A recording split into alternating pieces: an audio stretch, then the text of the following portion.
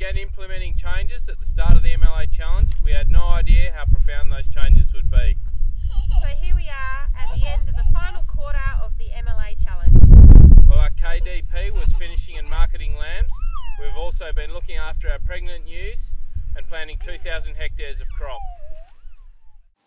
While there is some good fur at the moment, just in time for lambing, which will commence shortly, as you can see, at the start of the quarter, it was a pretty dry argument. We found feeding lambs to get them up to 50 kilo target weights pretty tough, with high labour input and high feed costs.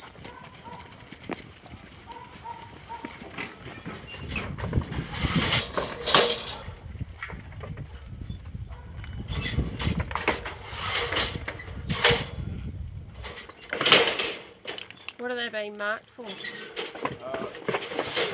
Forward mark is about 50 kilos and better, and the backwards mark is 47 to 50. So we're just marking them at the front of their back, at the top end of the weight range, and on their tail for the bottom end of the weight range. While we met our turn-off targets, we had to question our costs and discovered some pretty big inefficiencies. In the future, we will be targeting store markets for our lambs rather than prime merino lambs. This is a better match for our feed supply and demand and could result in a potential saving of up to $40,000 in feed costs. A critical part of looking after our ewes is separating twins, singles and dries by pregnancy scanning. Long term, we would like to reach 100% lambing. Twins on that one.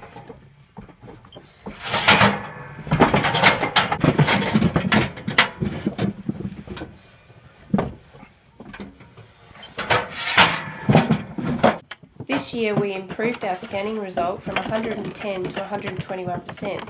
By separating with scanning, we are better able to target feeding to get a good lambing result.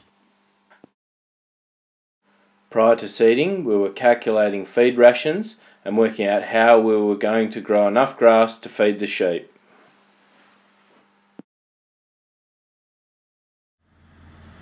This year we have planted over 1,000 hectares of wheat, more than 900 hectares of canola and 1 paddock of barley for sheep feed. This leaves just under 900 hectares of pasture for sheep.